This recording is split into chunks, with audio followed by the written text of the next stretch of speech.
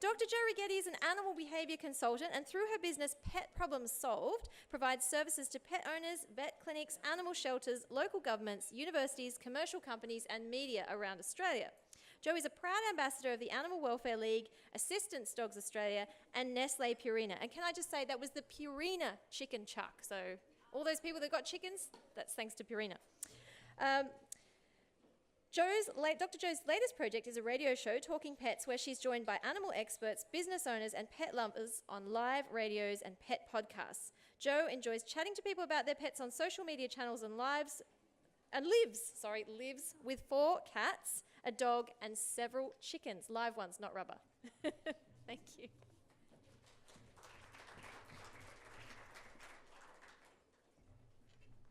Thanks, Anne. Hi, everyone. Let's start. Let's see. I always do this with my talks. Hands up, cat owners. Let's see how many there are in the room. Hands up, dog owners. Hands up if you've got both. Who's got chickens? Who's got rabbits? Otherwise, you don't live in Queensland. Who's got ferrets? Oh, that's good. There's usually no one with ferrets. Who's got other birds apart from chickens? Okay, any reptile owners? Okay, it's good to get an overview of what pet you own. And who thinks they're a dedicated pet owner? Excellent. We might come back to that a little bit later and find out, for our special prize at the end, who is our most dedicated or a fun-filled pet owner at the G2Z conference. Okay, so I'm going to talk about when the going gets tough.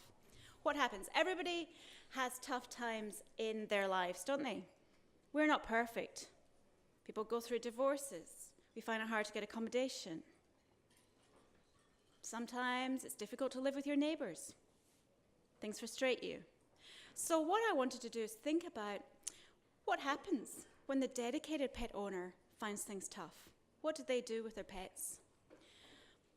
But I want to do it through a series of questionnaires that I thought, looking back retrospectively at questionnaires that I've given out to people.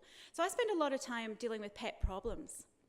And that might seem like a negative, but the people I deal with generally are very, very concerned pet owners who really want to fix the problem. So it's actually quite positive dealing with them. But then again, I do some work with shelters, and that can be a negative. As you all know, it can wear you down, and you think there's so much negativity out there, so much people that just aren't caring for pets. And so I then come home and spend a lot of time on social media, as I'm sure a lot of you do. And there, what you're talking to are these dedicated pet people the whole time. So a few years ago, I set up a survey on just SurveyMonkey and sent it out, thinking, naively thinking I would get a representative of every pet owner. Of course, you don't. You get 85% are women. Almost all are dedicated, because when I said to them, is your pet a family member? 100% said yes, my pet is definitely a family member as opposed to just a pet. I asked them, how much do you think you know about pets? 97% said they knew a lot. And of those, about 40% said they actually didn't need to know anything else. I thought, wow, okay, so I had 10 years at uni, 20 years in business. I learn every day. I read scientific papers. I read everything. I'm still learning, but a lot of people know it all already. It's very interesting. Okay, so when the going gets tough, do the tough get going? Well, we'll see. You come back to this. So really what I was looking at are the emotions and the lifestyles of these dedicated pet owners. I don't get responses, I'm sure you won't either, from people who don't care about pets. I get the responses from those who love their pets. Of course, obligatory slides of my pets, my dog, my 4 cats. I do have more than one chicken, but Henny Penny's the one that says, take my photograph. Every time I get out the camera, she says, pick me, pick me. Okay, so that's summing up what I'm doing. Understanding why some owners keep pets regardless of the difficulties encountered. And to do that, I'm looking at 3 surveys I've done over the years. Back in 2013, I did a general pet survey. At that point, I was asking mostly about behaviours and behaviour problems. And really, I was asking what problems people had, what have they done about them, what information would they like to know, and how would they like to receive that information, because I was deciding whether to write booklets or produce videos or, whatever. And then 2016, I did a dog survey, which asked more about their owners' lifestyles and activities and products and services they use with their pets. And then this year, I did a cat survey. It kind of surprised me that with the same amount, I didn't pay for any advertising. It's just SurveyMonkey, and then advertised through my website, through social media, through my radio programs.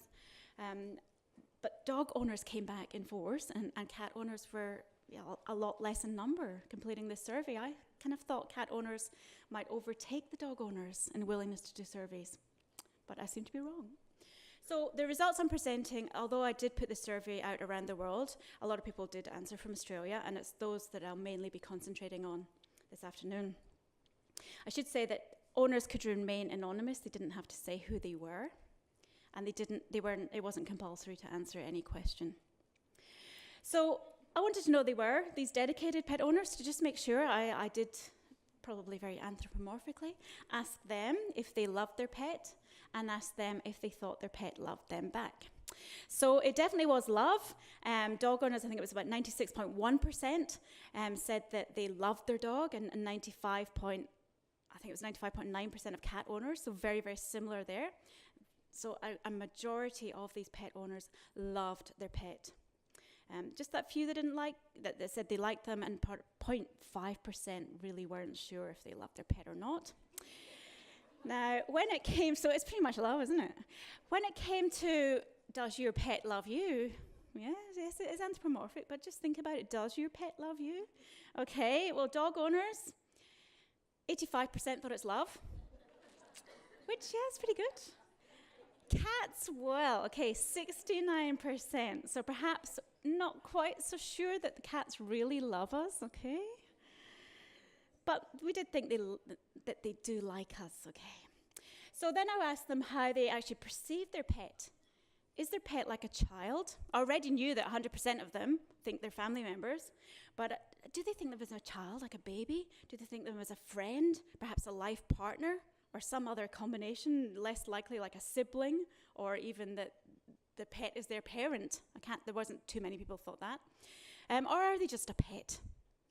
And I presented this data from this at the Canine Science Forum over in Italy last year, and one of the people looking at came up later to me and said, I think it's terrible that you ask people if their dog is a baby. That's really bad, because then they'll treat it like a baby. And I said, well, I'm not actually influencing how they feel. I'm just asking them how they feel to report back to me. I didn't really intend them to say, well, my pet's a baby and I'm going to put it in a pram and nurse it. I do still think they, hopefully will look after their dog's needs if they're this dedicated to their pet. But in saying that, the next slide does have dogs in a pram. And there's a significant number of people, these dedicated people, do think of their pet as a baby. So 38.4% dog owners and even more cat owners think of that pet as a baby. So they're nurturing it. As their friend, well, dogs are man's and women's best friend, but perhaps we have other roles for them too. Cats, not quite as many friends there amongst the cat world. Pets at a pet, still, 1 in 5 of us, or slightly more, cat owners, think of their pet as a pet. Perhaps that's people really addressing a dog has dog needs and a cat has cat needs. Therefore, they are a pet. They are not a substitute human. And people do get quite offended sometimes about this, so I apologize if I'm offending anyone. Now, get your head around how owners perceive pets, perceive owners. So this is again how we think our pets see us. So are we the parent? Now we don't know, of course we don't know how if they even think about things like this. They just exist. But it's good for people to express their opinions. And so a significant number do think of, themselves, the pet thinks they're a parent. And possibly, the cat's up there with the food source again. So we know that the cats who perhaps don't love us also, just value us for our provision of food, which is probably a cat's prerogative. But there are a few there, that green section in the dogs, that consider the dog thinks they're a life partner. Now, dogs with a human for 12, 14, 16, 18 years, and that's their entire life with a human. And so it's conceivable that, they may think of us as a life partner. So we conclude that people do love their pets, and dogs love us, and cats might. Let's just leave it there, okay? So then I said, well, what about relationship impacts? We worked from sort of right to left there. Is it because we work long hours, we're never home for our pets? Does that impact on the relationship? Is it hard to find the right accommodation for our pets? Is that impacting on these people's relationship? the cost of keeping pets. You know, if we have a sudden drop in income, does that affect our relationship with our pet? Other pets in the family, other pets in the community, perhaps even our human relationships, are those causing effects on these dedicated pet owners? Now, all of us have things that happen to us. Our lives are not perfect. Things happen. Adverse things happen. But my question was, has it impacted on your relationship with your pet? So there's a few graphs to look at there, but basically it's a percentage along the vertical axis, and then looking at different things like accommodation. So between 5 and 10% of people said there's some effect, not a lot. Relationships, that's the human relationships. If we move along to like fitness, there means the human health, has that impacted on your relationship? Your pet's health, the cost of your pet. Complaints like the neighbours, people around you, your friends complaining about your pets, or local laws, the fact you can't take your pet on a bus in Australia. Does that impact? So all of these things remain fairly low. The highest impact was the pet's behaviour. That's what impacted on the relationship that people had with their pet. Second was the time, especially time with dog owners. They wanted more time with their pet. And I did give people a chance to expand on these verbally. And other pets seem to impact on cat owner relationships. So there are issues, but overall the issues aren't terribly great in this group of dedicated pet owners. In fact, the majority did say, between 40-50% did say that nothing impacted on that relationship. That relationship with their pet is solid. So behaviour seemed to be the one that caused the most issues, hence as an animal behaviourist, I'm probably always going to be in a job. And I had just a quick slide to show the impact in other countries. So quite a lot of response came from the US and some from the UK. And the UK didn't seem to have a lot of issues. So I picked up the three that the most common issues in Australia: impact of other pets, especially on cats, the time available for dog owners especially, and behaviour of both pets. And it seemed the US, the time available for cat owners was an issue. And also the behaviour of cats. Other pets too had an impact there. Now it's interesting, a study came out of the UK recently, or didn't come out of the UK, a study came out looking at different countries and the times of the day that they prefer to walk dogs. And the UK were quite different from Australia and the US. So majority of countries, people walk their dog first thing in the morning, last thing at night, perhaps a bit to do with the heat in these countries compared to Britain, where I'm from, and it's really not ever summer, maybe one day a year. But people in the UK, their preferred time to walk the dog was right slap bang in the middle of the day. Now, I live in Sydney. For me to get home from work, walk the dog, and get back to work is an impossibility unless I'm working from home. So I don't have that luxury of seeing my dog in the middle of the day if I'm out working. But the UK people do. Perhaps that's contributing to a lack of, issues with their dog because they actually get to spend more time with the dog. Okay, so way back in the 2013 study, when I had a look at what behaviour problems were impacting people and asked people how serious those problems felt like to them, basically any problem you can imagine was there somehow. And quite often, noise issues, usually in dogs, like 50% of people were saying, yes, we've had these issues. Cat toileting issues. Probably, fortunately for society, aggression wasn't too overrepresented there, but certainly aggression to other animals was an issue at times. Anxiety, the big one, separation anxiety, noise, fears, and other fears. And certainly when I see private clients, separation anxiety is the number one issue I see them with. So problems are definitely there. Some cases they're serious. Most people have some sort of mild issue. And again, I said to these people, well, does that impact on your relationship, these specific behaviour problems? And asked them if they actually love their pet, which the majority, the biggest section, said, I'll love my pet anyway. Some said it does make life more difficult. The lucky few in that pink section had absolutely no problems, so they're very lucky. And then I looked more at the serious impact. And when you actually look at the number of people who actually rehome or euthanize their pet, this dedicated group of pet owners, it really came down to 514 people that said they had issues, that only 2 ended up rehoming their pet and 3 euthanized their pet, and those 3 were from aggression issues towards humans. So it's quite interesting.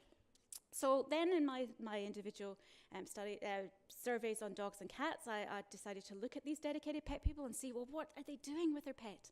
Is this what is it that causes this bond with pets that some people really have strongly, most of us here? What is it? Is it because we spend a lot of money on products? We have 20 toys lying across the floor? Is it because we have bling cat flaps? Does anyone know where to get these? So I just asked them what they actually buy, what they provide for their pet, to see if that makes a difference. So they're almost all providing food and water bowls, some of them more than 2. I have about 4 or 5 for my dog and about 10 for my cats. And the beds are there, they're providing toys, some of them providing more than 10 toys. And we know that with dogs, the research shows if a dog doesn't see a toy for about 5 days, then it treats it like a new toy. So that's a good thing that they're perhaps rotating them around, perhaps not leaving them out 24/7 on the floor. So they're buying carry cases for the cat, which is great if they want to take them out to the vet. Maybe not so big on crates. The dedicated people, I'd like to see some of them using crates for the dogs. Designer gear, I thought that might feature more. That was more like, are you spending a lot on a bling collar? Perhaps a Gucci whatever jacket for your dog, But these are dedicated pet people. I thought they might be wasting money, spending lots of money on their pets. But that wasn't the majority. So it wasn't about spending an awful lot of money. In conclusion, though, with the money spending, though, cat owners did purchase more than dog owners. Interesting if anyone's out there trying to set up companies to spend money on pets. With activities, so I asked them a whole lot of questions, what they did with their pet, what they allowed the pet to do, like sleeping in bed, like having a party for their pet. And what they came up with was the most common activity they did was walking their dog. Just sitting quietly with their dog by their side was another big one. Giving dog commands. Gosh, I never knew people were so good at training their dogs at home. I mean, they could be anonymous. They didn't have to tell me they trained their dog, but 80% were giving their dogs commands, which is quite amazing. Having the dog in the bedroom is common, although less common to have it on your bed. And then, has anyone ever given their dog a birthday party? Yes, you have. Okay, well, more than I thought. Yeah, how did it go? Was it fun? So not too many people. So again, here we're not looking at the extremes. I'm not saying that you're extremists with pets, but just that I kind of thought there would be more people doing this in that dedicated pet group. When my dog got an invite to a birthday party. It's from my radio station where I work, and the lady there had it all set up. It was so beautiful in the park, an off-leash park. All the dogs were off-leash. My dog likes other dogs. I had no issue there. Of course, the behaviour sim is keeping an eye on everything. They get out the birthday cake, this carob and carrot birthday cake, and they slice it up, and they put it on a little plate and put it down for each dog. And my dog sniffed it, very embarrassingly, refused to eat any of it. I thought, oops. But my dog is not a resource guarder, not at all. Maybe occasionally with the cats want to eat her food, but nobody else. She did not want anyone else's dog to have their cake. So she went around growling at everyone to back off from the plates, that she didn't want any cake. So I thought, okay, it's time for us to get the lead on and move out till cake's over. Yeah, so birthday parties may not be our thing. So not that many were going to canine sports either. I thought there might be this big impetus into going to sports, into really performing, doing things with dogs, but not too many people were into that. Now cats, I've got this, one thing to say about the dog training intrigued me, so I actually expanded on that. People give commands at home. Quite a lot I thought that's quite a lot, up to 30% going to dog training clubs, which is quite a lot. Less hiring professional dog trainers or going to behaviours like myself, but perhaps that could be expanded on to help those behaviour problems that they're going. But again, a lot of people probably don't know that they have access to that people that can actually help with issues, and they just muddle on with their dogs. With cats, I've got this reversed round, but basically it's similar in that people, obviously they're not, the number one is not walking the cat, but walking the cat actually comes in there. Cat walk with owner is up close to 40%, which is quite amazing. I think that reflects that a lot of these dedicated cat people keep their cat indoors and only take it out when it's actually on a leash and harness. But cats sitting near the owner is the number one activity, sleeping in the bedroom, and far more cats sleeping on the bed than dogs do. But again, lots of interaction at home, less taking the cat to work or holidays and so on, which is what we might expect. When it came to do you identify your pet? This is perhaps one area that the dedicated pet people could improve on. Microchipping is great. Having a lead for dogs, great. Collar for dogs, good. A lot of the cats don't have a collar. Again, probably reflect the fact that they stay indoors and people think, well, my cat doesn't go out, it doesn't need a collar. If it goes missing, we know that it's not the microchip at the shelter or vet clinic that's going to get your cat back. It's probably more likely to get home if it's got a collar. So, a collar could be something, and name tags. Okay, even the dog owners, the name tags were not always on the dog of these most dedicated pet people. So, and I know myself, I looked at my dog's tag the other day. The name was wearing off. My phone number had completely worn off it. So I need to go out there and get more tags for my pets. So it's something to check on. Insurance wasn't a great uptake, but I think we'll see that year by year increasing in Australia. And just a reminder to check that ID. As I said in my opening speech, I lost my cat early this year. It disappeared when I was overseas. I didn't do my 5, 5, and 55. I had far too many words on my poster. They're not all on this, but there was masses of words because I love my cat and it was all outpouring. And I think I've learned so much here because I was doing the wrong things. I was overseas. My husband was working there. I was visiting him. My sons were out searching the streets for my cat. I recorded my voice, sent it in a voice memo to my sons who were going around the neighborhood playing my voice. So the cat's probably going, oh, help, I'm not going out there. But, you do everything because you just want to get your animal back. In fact, I was so keen. I knew that I just recently adopted him, and I thought he only loves me. He doesn't know anyone else in the family as much as he loves me, So I need to go back home. I'm saying to my husband, I should just fly back, and then he'll come out for me. Well, luckily came home before I had to do that. But because of that, my husband living overseas, the cat going missing, my sons bought me this sign, husband and cat missing, reward for cat. I don't know if I get time for another quick story on this one, but my cats are called Earth, Wind, and Wildfire. I used to have 2 ferrets who were called Thunder and Lightning. I have this climatic theme going on. And I'd get home from work and I'd let my ferrets out to play and terrorize the pets and so on. And one day I forgot to shut our cat flap, and the ferrets got out. And so it was nighttime. You go out with your torch shouting, thunder, lightning, flashing it around the neighborhood. My neighbors just think that is one mad pet lady there. But, one ferret came back for me. The other one ended up going into the house next door, past the woman's 2 beagles who were snoozing, just looking at, what is that? She picked it up and said, well, it must be Joe's. Brought it back to me. So I got my ferrets back. I am careful with my pets. They don't always go missing, I promise. So, really finishing up, we've learned a lot about, these dedicated pet people. I don't know that it does help us with the less than dedicated, but it raises so many questions. Are people who are less dedicated, do they buy less? All these people are willing to buy anything that it takes for the pet, but not into the bling category. Do they do less activities? Well, we don't know because it's hard to question. A lot of them, if they're less dedicated, they're not doing surveys, which is why I find it great when so many shelters are taking information from people as, whatever you can get from people when they surrender or relinquish their pet. Maybe they're not checking ID as much. Maybe they have more issues with their pet that leads to relinquishment or not to searching for them if they go missing.